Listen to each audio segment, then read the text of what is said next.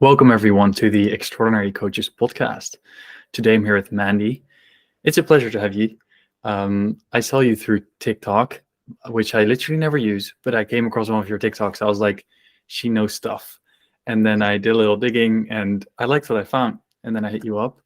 Here we are. I don't know much about you. I know that you died twice. Do you want to start off there? What's your journey been like? Sure, we can start off there. Thank you for having me. I'm excited to be here. Dying twice was definitely part of my awakening. It was kind of one of those things where, it's that grand question that everybody has. It's like, what happens after we die?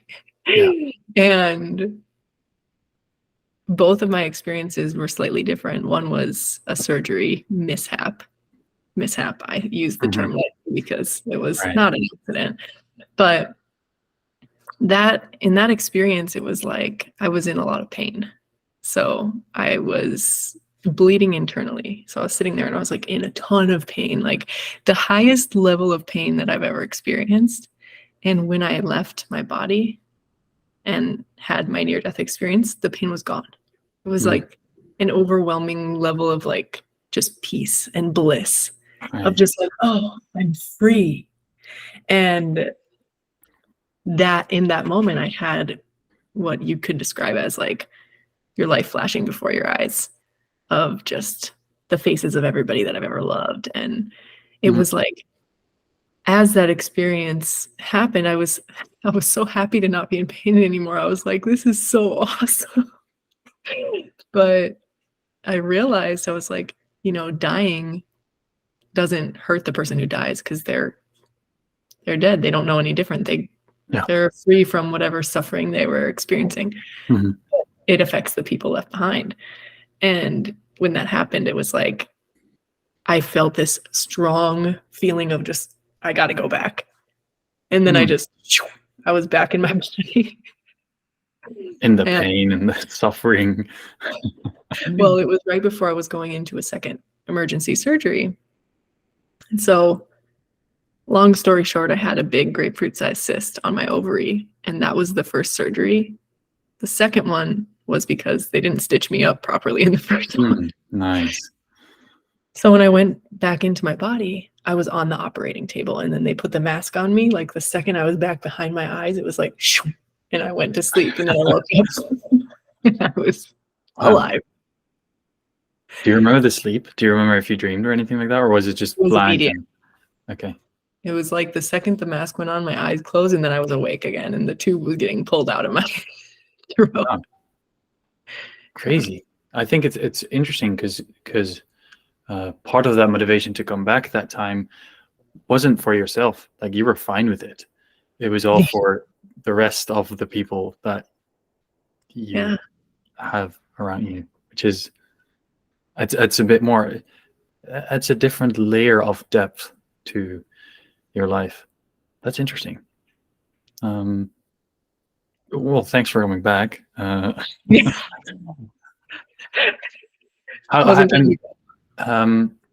then you get out of the hospital, you go home, you're like, what just happened?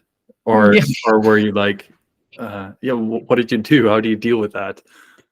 It's interesting because it was very like, it was such a profound experience to me because it gave me this like sense of peace that I hadn't had before, of just like, okay, death isn't this scary thing. And like, I didn't fully die, so I don't actually know that, but it was like a feeling, Yeah.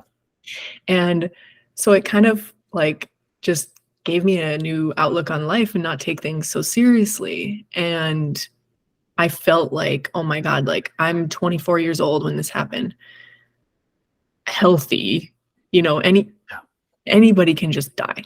It gave me such like a sense of our mortality.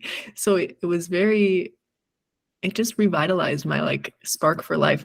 And I wanted to be able to give that experience to everyone. I was like, it would be so cool if we could just like package that into some sort of experience and just give it to people. but I didn't know what that could be. Well, when I died the second time, I discovered it. That's crazy. But wait, when you say that you died, your heart rate actually stopped? I don't know that it did. Okay. You I just don't experienced it, so. think it did, but all I know is in that moment, my consciousness was not in my body anymore. Right. I was looking down at myself. Crazy. So, and the second time, it was the same year, or did it come? so the second time was 2 years later. Okay. Almost 2 years later. And that was a heroic dose mushroom trip. And that was when I realized that we can package that experience and give it to someone. Right. Because the ego death that I experienced on that trip, I use quotes because there is really no difference between death and ego death. Yeah. This little human is my ego. So if this is gone, that's death. So in that experience, I didn't think I was coming back at all. There was no perception of this reality anymore at all. It was complete nothingness, 0 point darkness. And to get to that actual darkness, or was there like you it was actually dark, you didn't see anything apart from darkness? At the full peak of the experience, yes. Darkness, nothing, not even my heartbeat. The thoughts, or what was left? Nothing, just my awareness. Yeah, okay. So yeah, okay. Interesting. Continue. So that was what I would consider fully dying. Right. But the whole experience itself was kind of like a gradual deconstruction of the ego and the reality that I perceived. And it happened through this theatrical experience that's, I don't even have words to really describe it, but it was like everything that I could identify with or identify through a label or a word dissolved one by one, piece by piece, and got to this point where it was just my awareness and total darkness. And then from that point, I was, let there be light. Okay, now we have darkness and light. And then everything kind of fractaled out from there. Okay, now we're going to create everything else. Took you 7 days. Yeah. Right. In my experience, it was, I think, like 2 hours of experience in this realm. It's relative, yeah. But yeah, that was incredible. And I was back in Mandy, and I was like, I didn't think that this still existed at all. And I was the most profound part of it really was, well, besides realizing that I'm God, was that I was so excited to be me. I was like, oh my God, like such a profound gratitude for like my fingers and like my hair. And I was like staring at myself in the mirror, and I was like, I chose this whole body. I chose the way I look. I chose the place I'm living. I chose every detail, every single minuscule detail about everything about my life was something I picked. Yeah. And that feeling I had never had before. Wow. I think that's insane. It was incredible. Yeah. Yeah. It's interesting because I did ayahuasca once, and I sort of had, in a way, the opposite experience. I don't believe I fully died, but I did experience more than being just this body. And when I came back, I was like, why? Why limit myself to just this body? And I remember that it was sort of because you experienced like full gratitude and excitement to be in this body. And I was like, what am I doing to myself? which is so interesting because you show me the exact opposite experience of what it could have been like. How would you interpret what I just told you? How would you interpret my experience? Well, I would interpret it as the expanded version of you is, yeah, like having this perception. That perception can also exist at the same time as I'm choosing to be limited. So I can also experience my unlimitedness. That perception is, oh, why would I do this to myself? Because I'm this unlimited, omnipotent energy that can create anything. Why would I do this to myself? Well, there's some resistance there to what is and what you've created. Because you see it maybe as, well, why am I doing this to myself? Well, it's only temporary. Sure. But then you could be like, why would you do this to myself? Because it's only temporary. So I love it because there's always two sides to this this thing of life, which is very interesting. And so, okay, now you've had those experiences, you were like, okay, we can indeed package it like this in this box and give this to someone, basically. Then what were all those in-between steps to you starting the community, starting coaching, starting teaching this to people? Well, after that experience, it was very like, the awareness I have around the experience now is totally different than when it first happened. When it first happened, I was lost in the sauce. Because I was like, I have this newfound awareness that I kind of went into it from a place of like, I'm sick of my shit. I'm sick of my life. I was at a point where I was just frustrated with everything. And that's why I was like, I feel this calling to do this crazy trip. It's going to fix my life. And when I did it, then I was perplexed by the fact that I have this awareness that I'm God, right? I'm creating everything. So then why did I decide to come back to the exact same life I've been living? I was like, if I have the power to change everything, right? Yeah. Why did I pick to come back to this? Yeah. That's when the awareness started to slowly set in of like, oh, because I actually wanted to have this experience. Oh, these roommates that annoy the shit out of me, I wanted to have that experience. Oh, going through a divorce, I wanted to have that experience. All of the things in my life, which the details don't fucking matter, but all of the things that I claimed were like, I hate this. All experiences that I wanted to have. Yeah. And I found in that moment, after that whole experience, I was like trying to fight the urge to be like, maybe it was just a hallucination. Although it was like exactly what you mean. Yeah. Profound, what you could say real experience I've ever had, I still was like, okay, nobody in my life agrees with this perspective. I don't know what's going on. I'm kind of freaking out. I felt like I was losing my mind. That's when I found phase 2, which is what I teach people.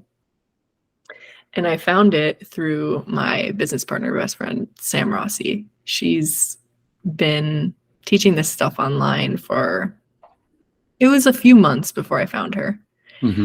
And she had made a post where she said, you created me to give you this information, to remind you what you forgot. And it hit me so hard where I was like, okay. She knows. Somebody else gets it. Yeah. And so in that moment, I read her books that she wrote, and I started following everything she was teaching.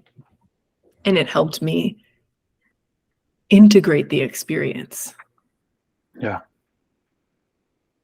So then I went to her retreat and fell in love basically with their whole mission and everything. And I was like, I want to teach. I want to join you guys. Let's do it. And that's when the coaching started, the teaching in the online community. and everything from there. Cool. To summarize, from what I understand, what it is that you do is whatever the fuck that you want. What did you do before that? What is your history? I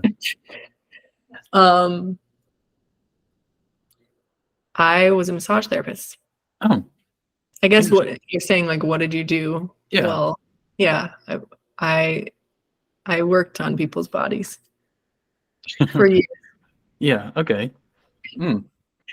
Did you ever decide, like, think about going back into that, or what made you choose? Yeah. I realized that I was working too hard, and I didn't want to do that anymore. And Working too hard, as in you, in your opinion, thought it was too hard, or it was actually like your body was getting exhausted and you were like, oh, it was exhausting. Yeah. okay, yeah. It was like I was doing the hustle and grind, busting Yeah. my ass, trying to make that money, Mm-hmm. being a slave. Yeah. And then once I had this profound realization that I'm God, I was like, I think I could probably do something else. But to be fair, I really didn't know what. When I first like started having all these realizations, I quit my job, I quit my massage business, and I just had no plan. And I spent like 2 weeks sitting with myself doing nothing. Nice. I love that. How did that go?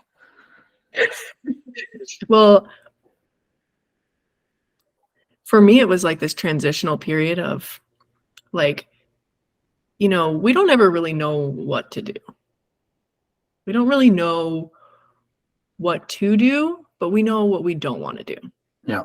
And when this awakening clicks, like when I went to their retreat, Andre had asked me, he goes, what do you want to change about your life? And I was like, well, I don't want to do this. I don't want to do this. I don't want to do this. I don't want to do this. And he goes, you didn't answer my question. You told me what you don't want. Yeah. Or he said, what do you want to do with your life? And then I did not answer. I said everything I don't want. And he goes, everybody always has a long laundry list of what they don't want.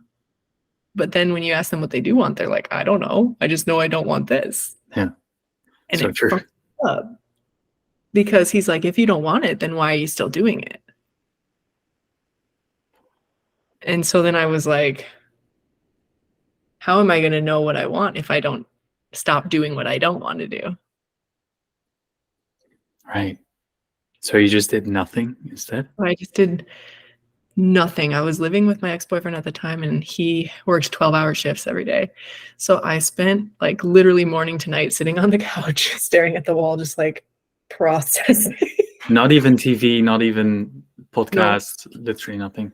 No, literally nothing.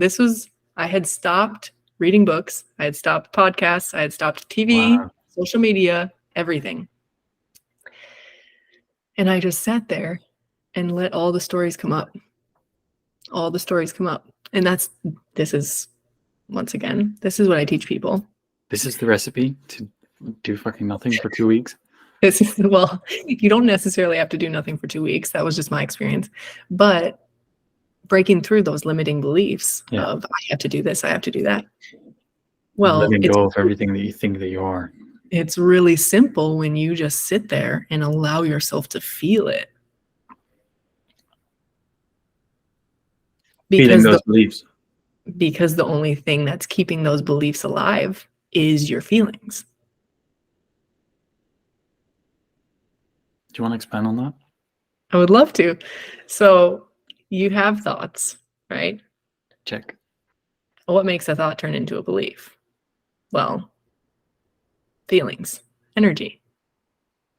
So when we energize those beliefs, that's what we operate from. There's a feeling there.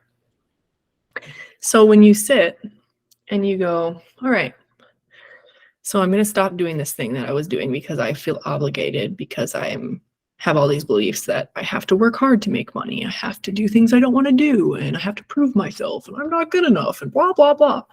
So when you decide to not do that thing and you sit there, all of those things come up. Yeah. They start playing out. And the feelings come in. All this energy comes in. And what you've done up until that point is, oh, I don't want to feel that energy, so I'm just going to go do the thing. Oh, I'm going to go keep busy. I'm going to keep trying to be productive or distract myself. Well, when you don't have any distractions, all that's left are the feelings. And when you let yourself actually feel it, those beliefs lose all their power. And then you all of a sudden have all this space to create something else where you didn't have before, because I mean, everybody's running around all day trying to avoid a feeling. That is so interesting. And that's so true. But I never thought of it that way. That's why these teachings of phase 2 are it was so profound to me, because it's so simple. Yeah. You're sort of, in a way, then a sort of slave to your own conditioning, because you're so afraid of that feeling that you do everything you can to prevent that and to stick to the character that you've created for yourself that you think that you should be. Cool. Not even realizing that the more that you avoid that feeling, the more you create of it. Wow. So you were silent not per se, but you were not doing anything for 2 weeks. And then indeed all those feelings come up, and then you're invited to replace those feelings with whatever belief that you want to believe. How did you do that? Did you go and write, or? Well, this is where your intuition comes in, because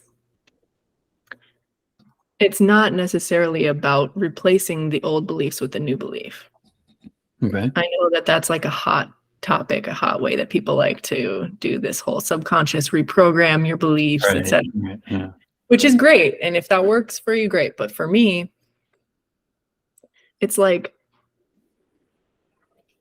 your intuition is your expanded self. That's that connection to you, right? And so when you do nothing, all of a sudden, what are you paying attention to?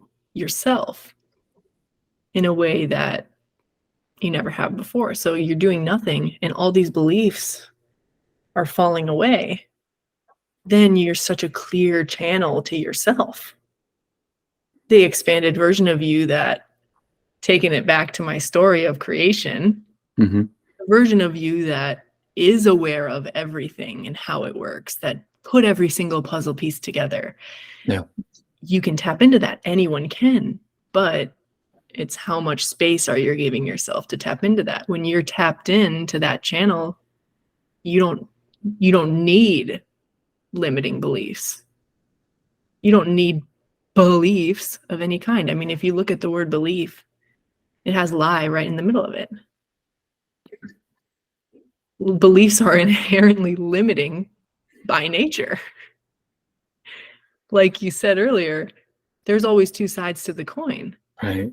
So if one belief exists, its opposite has to also exist. Yeah. So the more you unlimit yourself, it's not necessarily about replacing the beliefs. It's just about letting go of those beliefs that are limiting you. But don't you feel like we sort of there's a lot of safety in having a certain belief? It can be very scary to not believe in anything. Yeah, but what need do you have for safety as an unlimited consciousness that can't be killed? What I like is that I know that you have such me personally, I'm very good at challenging people's beliefs in a way where I've been doing it to myself as long as I can remember. And with you, I just know that it wouldn't matter how much I would challenge it. You're just so embodying it, or it's such your stuff. Like, you know what you're talking about. There's no, oh, I learned this in a book once. It's really just I'm I'm experiencing it like this. So yeah, ask me whatever you want because it makes total sense to me. And I think that's a powerful way to live life. I'm gonna trip you out really hard right now. You know why that is? It's all a reflection. Well, that, and it's, I'm not trying to convince you of any beliefs. Yeah, I know. So there isn't any belief to challenge. Right. Right. Yeah, that's sort of exactly the point that I tried to make. Mm. That is so interesting. Mm. Which is also like why, okay, so let's take it back to coaching. Mm-hmm. This is why phase 2 is so powerful as a coach, because you don't get caught up in the person you're coaching's beliefs. Right. You don't get lost in their story trying to untangle the way that they see reality. You don't get lost because you're not lost in your own. So Yeah. for me as a coach, I find it's so much more clear for me to just be a reflection for someone. Yeah. Here, this is what you're telling me. Yeah, because it's so unbiased. There's no need for you to put your own flavor in it. That makes so much sense. Powerful. Nice. Nice that you do that. I feel like indeed it's very or I said this to someone today. She asked me what set me apart from other coaches. And I was like, I feel like there's many coaches out there when you start coaching with them, you don't really get the coach, but you get the education that they did, or you get like the books that they read, or you get their mentor, just, coming through their mouth. And I feel like, or at least what I value is to like, you get a person, you get me, um, not as an empty mirror, though I would function as a mirror, but still I'm the mirror. And what you're basically saying is it wouldn't really matter if it was Mandy or whoever, but the mirror would be the same. Do you get my little metaphor? Totally. Hmm. Yeah. Because who is Mandy anyways? Right. I mean, the idea that you have of who Mandy is just a reflection of you. Doesn't that feel empty to you? No. I guess empty would just be a label. Yeah, but there's nothing within you that feels a bit like wanting to label it like that. That indeed, who is Mandy? In essence, you're everything and you're nothing. So, like, I don't know where I'm getting at. I love No. this. No, go ahead. You're you're everything and you're nothing. The way you say it, you don't want to accept that truth at all. I guess what I love about this conversation is that everyone, not everyone, but there's so many people who I couldn't have a conversation like this with because they don't believe it to be true. And so I feel like it's I need to warm up a little in allowing whatever I actually believe to be true to actually come up here, or allow nothing to believe nothing, which is new to me. But yeah, agreed. I find it difficult to accept that because I would be crazy if I did. Oh, I would be crazy. I would be labeled crazy if I did. Yeah. You're the only one labeling yourself crazy. Mm-hmm. Exactly. What are your clients like? Like, who'd you work with? They're me. Well, yes. All kinds of people. I don't know. I don't have like a Okay. You don't have a niche or like anything like that? I have a category, I guess, that I could say. Hmm. No. I want to talk about money and Okay. your view on that, because I know that the community, I've read a little bit about it. There's a big touch upon money when it comes to that, if I'm Yeah. correct. There's a big what on money? Like the focus is on money a bit, or that's the idea I got from it. There's a lot about, you know, being a millionaire in a year, but not really like the grinding way, but allowing that abundance of money to come in. Am I correct? Or Yeah, no, yeah, we do have a project inside the community called Quantum Millionaire. maybe that's the one I saw then. Yeah. Is Yeah. it then a big part of the community, or is it just another arm to the whole project? It's another arm. So the community itself is the quantum wealth community, and it focuses on wealth and phase 2, which wealth, everyone has their own definition of that.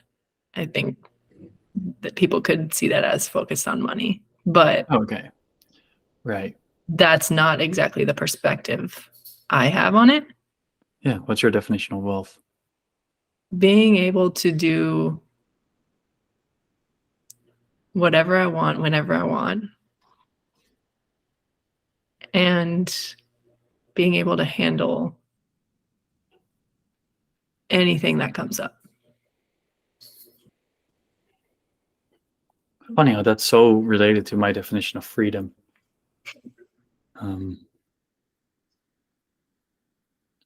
So nowhere in that it is indeed about money. Sorry, I thought it was more of the money focus, but yeah, wealth is a better term if you define it like that. Money is just a byproduct. Right. That's the way that I see it. So money is your money, just like your everything. You create your whole experience of money, and it's a reflection of you and your appreciation. We think we understand how like money works. We think we know, we have all these beliefs around the way that you get money and the way that we create money in our experience. And as you strip those beliefs away, you start to have experiences where it's like, I don't know how I did that. I don't know how that money came to me. I could sit here and try and tell you that, oh yeah, well, posting on TikTok and writing this book and, you know, doing X, Y, and Z is what led me to having these clients that pay me $500 an hour for a coaching session.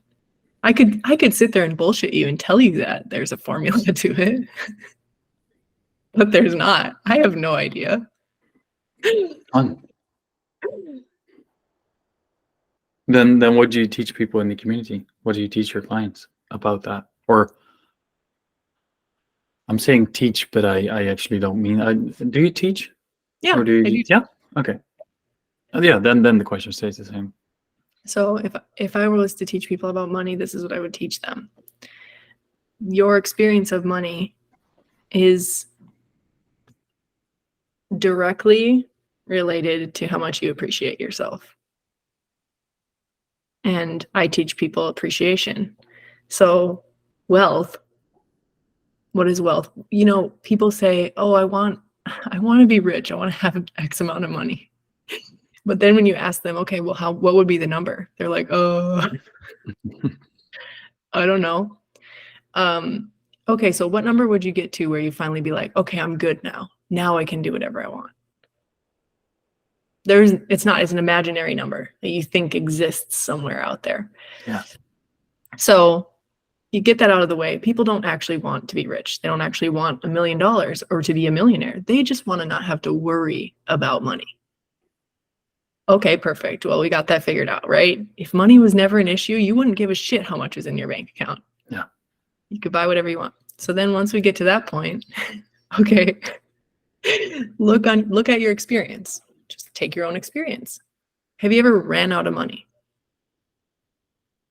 If you did, no. Most people would answer that question, no, because you don't ever actually run out of money. If you run out of money, you make more money. Or you receive money somehow. There's no point where you're just like, well, now I'm fucked. Game over. Yeah. So when you look at your experience, money has always supported you. You've always had enough money to do everything you needed to do. Otherwise, how would you be here right now? Yeah. So if it's always there supporting you, like just like the blood pumping through your body, you don't have to tell your heart to pump its blood. So why would you have to micromanage the way that money supports you? You don't. It's just like everything else in the human game. The money game is just a game you get to play. If you like to freak out and stress about where your money's going and where it's coming from and how much you're making and how many sales you got today and etc., all you're telling me is that you like the experience of being a bookkeeper. Yeah. I like that. That resonates. The money being a reflection of how much you appreciate yourself. Because in a way, money is very much the energy of indeed that freedom. Being able to do whatever the fuck you want, which is, I mean, the more you appreciate yourself, the less. I almost caught myself saying the less you would believe, in a way, or the less you would put upon yourself and limit yourself. So the more you appreciate, the less you limit the amount of money that you can have, which is basically what's happening with everyone who's, well, you put your own, I don't know the English word, but you put your own, sort of upper limit to it, which is interesting. Yeah. What's been your biggest takeaway from all of this, from everything that you learned after you died twice? The biggest takeaway is that you can fully live your life in the present moment. 100% of the time. I'm noticing it's not really pressure, but I'm noticing my chest getting heavy when you say that. I noticed a certain resistance to this. Could you elaborate on it? It's all the feelings. I love that you're paying attention to your body. That was another thing I was going to say is a big takeaway, is that the only thing you ever need to do is pay attention to your feelings. Check. So I love that you're doing that. We think we know how things work together. We think we know this leads to this, leads to this, leads to this, which causes us to live in the future and the past. Yeah. But if you understand, or can at least have the awareness that you are greater than just this little human perspective, everything is working out and being arranged in ways that you can't connect all the dots. So when you let go and allow yourself to live in the present moment, you can really enjoy your human experience and allow it to just work out for you, rather than feeling like you need to have this false sense of control and anticipate everything that could happen, trying to keep it all together. When you're saying that, what I notice to come up is that, let's say I would always be in the present moment, that would mean that I forget to worry about the future. If I'm not worrying about the future, then we're gonna have a problem. And on the other hand, I'm like, what you're saying makes total sense to me. Yet it scares me to just, it's as if I like working in metaphors. It's as if I'm standing here in the present, but my arms are keeping all these things up in the future, and I got to keep them up because I'm moving there.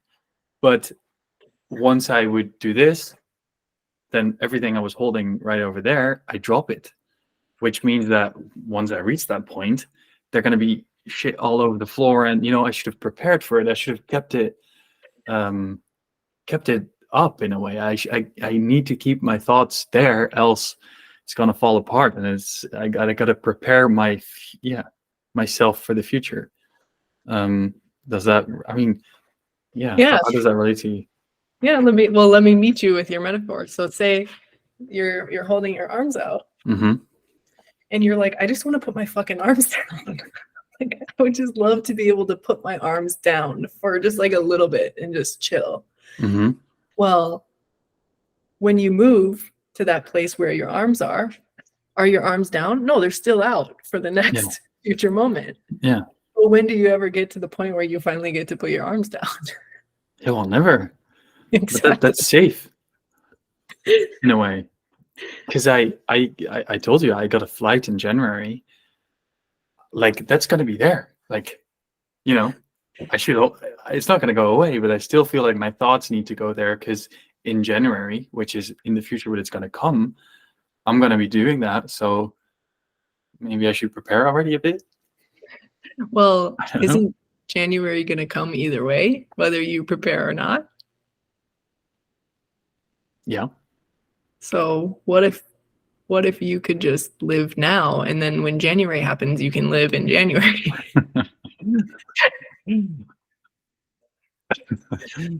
It sounds so simple, but I love it.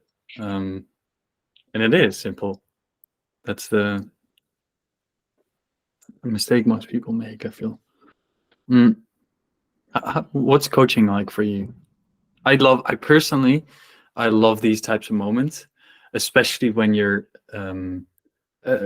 let's say we're in a coaching setting right now, and you're coaching. You can give space to someone like that and just say something, and for them to then have that click. I love that. I love that moment. It's such a good moment. How do you experience coaching?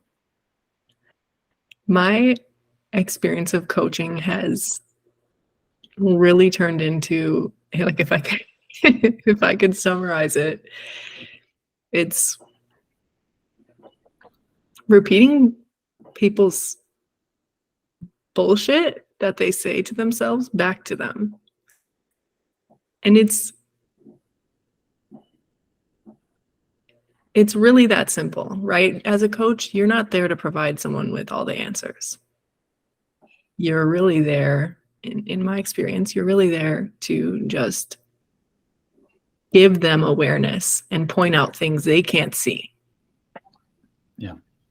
And people will say things and they don't even know what's coming out of their mouth, because we don't perceive ourselves. It'd be like, here's a metaphor for you. It'd be like trying to figure out what your face looks like without looking in the mirror. Right. You don't know. So when you have a coach somebody tells me, oh, okay, so let me give you an example. I'm trying to decide if I like living here. I like it because of this, and I like it because of this, but I don't really like it because of this, and I don't really like it because of this. And so I tell them, do you know what you just said to me? I'm trying to decide.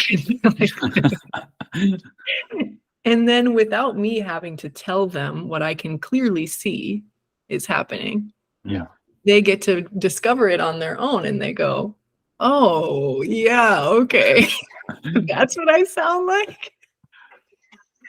Because that aha moment where things click and you go, oh, fuck, that is what I'm doing, is so much more powerful when you realize it on your own than when somebody else tells you. Yeah. So I feel like my experience of coaching, in the beginning, I was very, this is what you're doing, this is what you're doing, this is what you're doing, which can be helpful, but it's evolved to now where it's kind of like, I'm just going to reflect this back to you and let you see for yourself. And people do this shit all the time. We all do this, where we go, you ask them a question and they go, they play dumb. And so sometimes all it takes is for you to be like, you already know the answer. Why are you trying to make up some bullshit to lie to me? For somebody to go, oh, fuck. And then they crumble. Yeah. But you have the exact right energy to do that with people. That's so, I can so see why that's your style. You have such an open, everything is so much welcome, and everything is actually super funny. And I love that in this whole conversation. I noticed that part of me coming out where indeed it's all a mega joke, and we're all trying to pretend someone, to be important. We're trying to hold up this bullshit for ourselves just to make ourselves feel better. It's such an interesting thing. And when you just can see through that, and you sit with someone like you who's like just saying back to someone what you said to them, of course they're going to be like, right. I don't know, I can completely see how this works. It kind of removes my ego from the coaching session, because it's not about me. Yeah. In my perception, it is about me. And I learn just as much about myself from my coaching clients as they learn from me. Yeah. But in their perception, it's not about me. Yeah. Exactly. I'm just there to be the mirror. Powerful. So then to get back to the present moment thing that you said, do you have goals and things that you're working on? Or do you literally, how do you balance that, being in the present plus having goals? Well, I see the way that people best create as being brought into the awareness of what they're currently creating. Because when you can become aware of what you're currently creating and appreciate it, you'll automatically start to create more shit. So Positive shit, right? Or you meant shit in the negative? Well, positive is a judgment, but follow me for a second. Okay. Yes. So if you're sitting there and you're in a place of, well, this is fucked about my life and this is wrong and I want this to be different, et cetera, you're trying to create something new from this place of just extreme resistance. So when you can, I mean, we're all powerful creators by nature, obviously. I say obviously, but it's not so obvious. Don't tell that to my family, please, because yeah, obviously, duh. No, but we are all creating everything in our experience. And when you want to create something new, but you don't want to take responsibility for something that you've already created, it's kind of like this clashing, oh wait, I am the creator of my experience. I'm this powerful being that can do all these things. But this over here, no, not me. Yeah. I didn't create that drama in my relationship. I didn't create that boss who I hate, etc. So when you can bring someone into the awareness of, oh, I did create all of this, it empowers them to create something different without having to necessarily be in this linear mindset of, well, this is my goal, and these are the steps I'm going to take to get there. And every day I'm going to do this, this, this, and this. And I'll hold you accountable and make sure that we did all the 20 steps to get there. Yeah. But I will say, I do give my coaching clients instructions based on what they're telling me. You have an example? Like, okay, so someone gets to the realization that they're not happy in a relationship. Yeah. I'm like, okay, leave.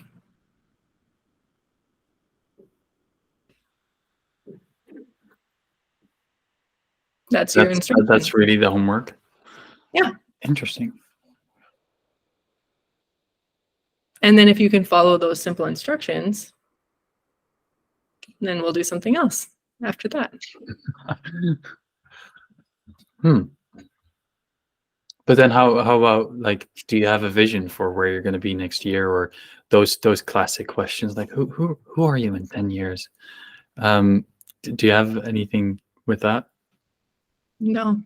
I have what I would say are like visions of things that I know are going to happen, but I don't know. Predicting the future type of way, or? Yes, but that's this entering an interesting part of the conversation because the future doesn't exist. Right. Okay. So, right. I can agree with you on that. Yeah. It's So funny that you reflect that back. Thanks. So these things are already happening, but when they happen in my physical realm, I don't know. Your intuition doesn't view time the way that we do. I like that you've been able to like fully and like step into this. Were there people in your surroundings that were like, "You're crazy," or how did you deal with that?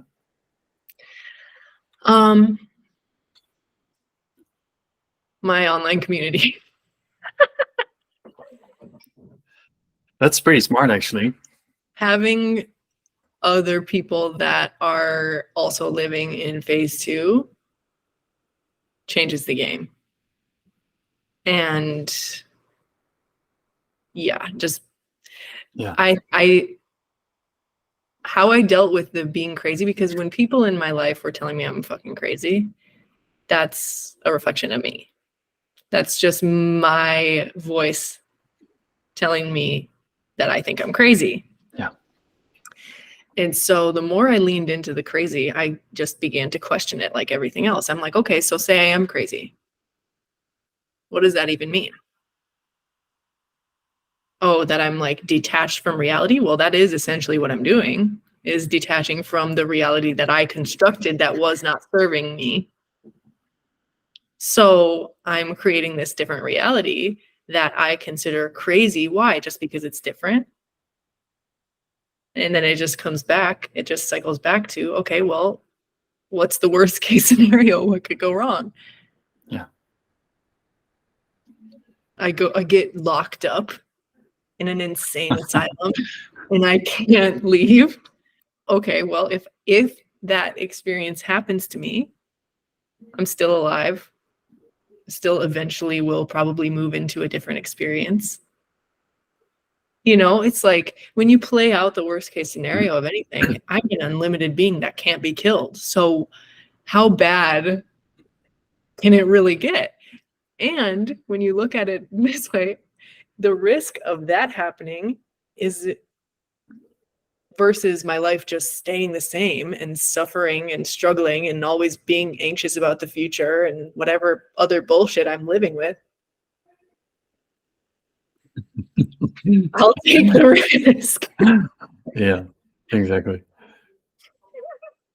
That makes a lot of sense. I like, because I feel like indeed a lot of fear that comes from being crazy or being the odd one out or believing stuff other people don't believe is the fear of being alone. Essentially, the loneliness aspect to it. And what you've done is just build a community with people who are all the same. So the whole aloneness is gone. There's full acceptance of who you're stepping into. I think that's very important. Do you pick the people yourself who get into the community, or is it more of a you pay and you're in? No, it's just come on in. You're fam. Nice. I like that. You're all me. So you said it was called phase 2. What's phase 3? There isn't a phase 3. It's just phase 1 and phase 2. Phase 1 is the part of your life where you're playing the game of other people. You're a victim. Other people know better than you. The answers are everywhere outside of you. Phase 2 is everyone's me. I'm the only one that exists. I love that. Crazy. Have you ever done it again? Mushrooms after that time? I was like, I think I got the message. I'll put the phone. Yeah. What do you think would happen if you did it again? Probably would it be beneficial to you? I don't feel that it's necessary at this time, but that may change. Yeah, but that makes sense. Nice. Before I move into my last questions that I have, is there anything that you want to touch upon? Is there anything you want to say or ask or do? I would say you touched on loneliness, and so I want to make a point about that, because there was a period before I fully started actually living and surrounding myself with people in this same world, where I did go through an isolation period. And the truth is, from my experience, when you face that feeling of loneliness, it's really just the feeling of being with yourself. We label it as loneliness, but it's really just the feeling of being with yourself. Wow. And when you just sit with it instead of running from it, it's actually not so scary. And you realize that if you can be good with that feeling of being with yourself, you all of a sudden, you got all of these people wanting to fucking hang out with you. You could never possibly be lonely. It's funny how the antidote to loneliness is kind of like, well, I want to be around you. I want to create all these relationships so I'm never alone. But that's not actually really coming from a genuine place, because you're actually just using everyone around you to fill that need. But then when you are okay with you, all of a sudden you don't need all of the relationships, but they're there. We all need people. That's why we created them. Nobody's meant to be an isolated hermit on this existence. But yeah. What I love from this conversation is that I don't have anything to add. What you said. Say something smart again. No, but it resonates so much what you said. Thanks for adding that. I think that's powerful. Well, and it's an interesting realization if you realize, like, all the times that I felt lonely and wait, sorry, Siri just popped on. All the times where I was lonely and I didn't like that, that's just because I didn't like what it felt like to be just with myself, which is such an interesting mirror that I never got it in that way. So thanks. Yeah, people will often say to me, well, if you're the only one that exists, isn't that lonely? That's a lonely realization to have. And I'm like, yeah, you could see it that way. Or you could see it as, all of a sudden you love everyone so fucking much because they're you. Yeah. And you created all of these other aspects of you so that you could essentially make love to yourself. Yeah. It all depends on your association with the word loneliness.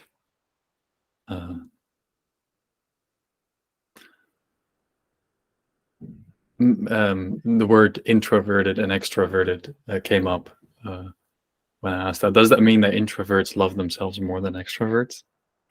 I think introvert and extrovert is just a label that we put energy into. Right. I want to touch upon one of my last questions. What is an extraordinary coach to you? What makes someone an extraordinary coach?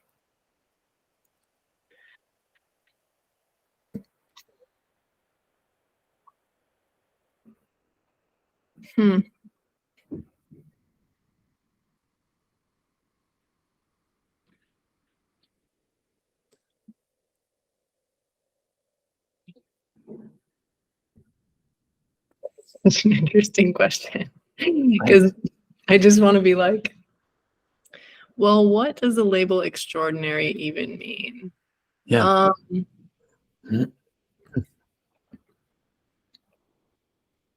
I think what makes someone an extraordinary coach is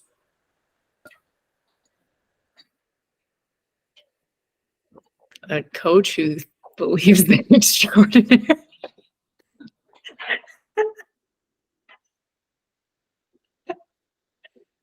Maybe. Because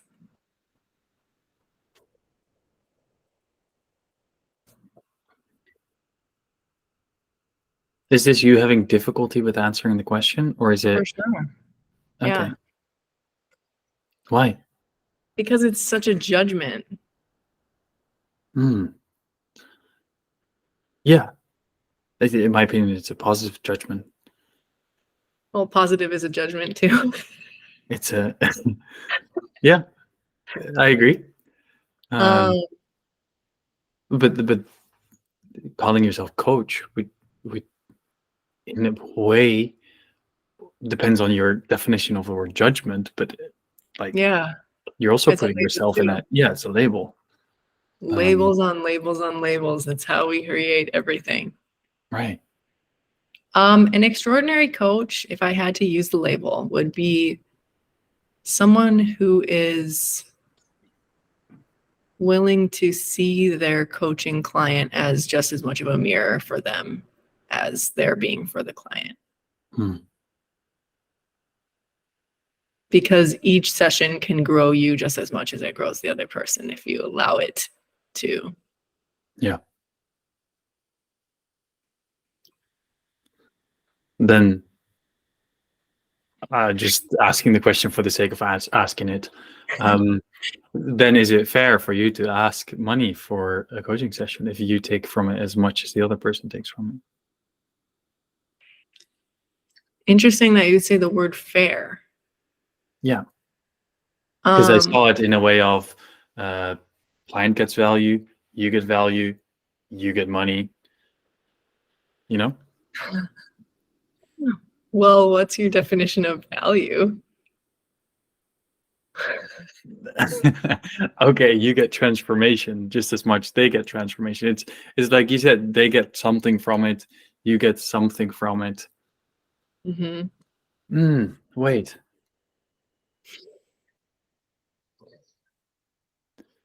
Okay, spiritual dive. So by them paying for it, for a service, in this case your coaching, that is as valuable as it is, definition of value doesn't matter in this case, that would be as valuable as it is for you to receive that money. Interesting. I never ever saw it in this way. Spending money and making money are the exact same thing. And I've heard you say it before, and I don't have anything to add. Here's another point on that too. When you charge someone money for something, if we just look at money as energy, right? If you're charging someone money for a coaching session, right?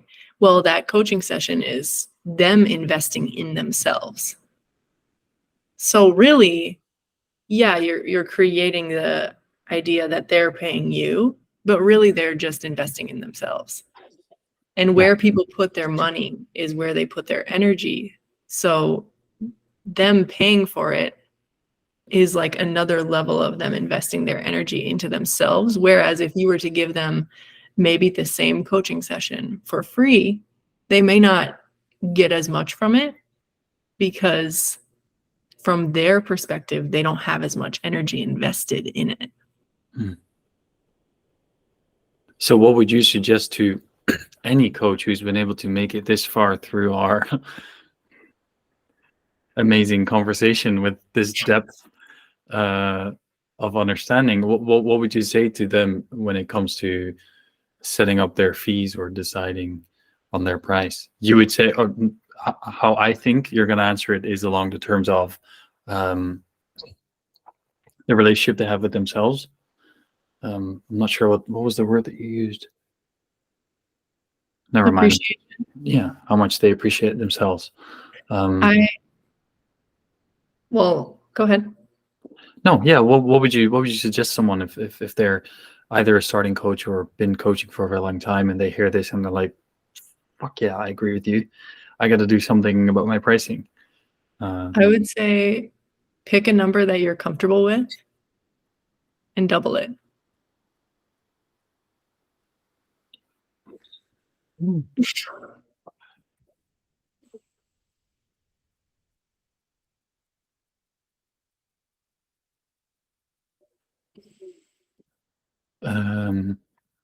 But my head went like, okay, yes. So a number that you're comfortable with is something that you believe that you already believe that can be had. That's why you pick the number, because you get yourself in that comfort zone. But then when you double that means that you go far out of your comfort zone. By you doing that and by you putting a number to your service in that way and making it so unbelievable for yourself that can be had, aren't you creating a huge challenge out of this? Yeah. Well, it's going to be a lot more expensive for you than charging a number that you're comfortable with. And what's going to happen probably is you're going to get rejected a lot of times. And then you'll get the fuck over it. Because that rejection is just a reflection of your own resistance to the number. And how can you speed up that resistance? How can you speed it up? By feeling your feelings. When you get rejected, allow yourself to feel that rejection. Because you're only creating the experience because you want to experience being rejected. Validates you that, oh yeah, I can't charge that much. So if you let yourself have that experience to the fullest extent and just feel rejected as fuck, then you'll be like, okay, I'm bored. I want a new experience. I'll create somebody who actually wants to buy my shit. Right. You gotta live the experience for it to, so that it doesn't have to be there anymore, in a way. Yeah, exactly. Cool.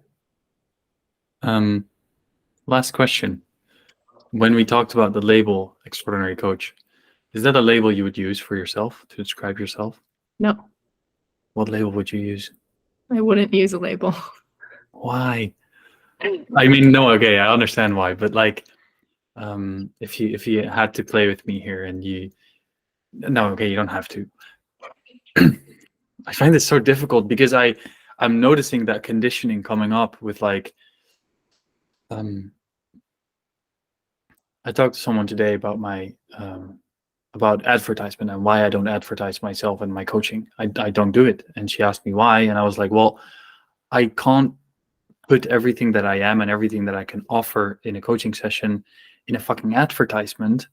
Like, either it's a clip for 30 seconds or it's just, a little square image of something. I'm like, you can't put what I do in there. So no one's going to click on that because it's not me. People need to experience me in order for, it to click and to know that they want coaching from me.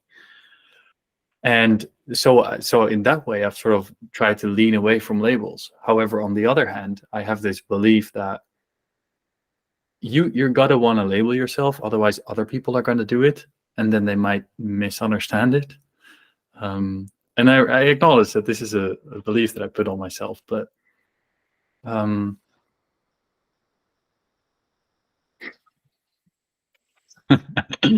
I love this conversation. Well, other people are going to put labels on you no matter what, but they have nothing to do with you and everything to do with them. I find it incredible what you do and how you put yourself out there and yeah, what you are. I love this conversation. I really laughed a lot. It was a lot of fun. It's funny, like so much of our human existence it's funny. Right. Yeah. so many of the things that we take so seriously and are so like intense are actually just funny when you look at it from the perspective of an unlimited being. Yeah, that's true. I love that. And it is one of the reasons why so many people, or is it? I think it's one of the reasons why so many people have those laughing outbursts when they're on shrooms or those type of psychedelics, because you can suddenly like see stuff other people can't see, and it's actually very funny. You so inspired me to do all of the so many things. No, but like go back into those feelings of certain things and sit with that loneliness, and because I forgot, I haven't been allowing myself to feel lonely for a very long time, so I don't even know what it's like to be with myself. Isn't that interesting? So thanks for this whole conversation and the way that you are. Thank you. I enjoyed it. And thank you everyone for listening, and we'll see you at the next one.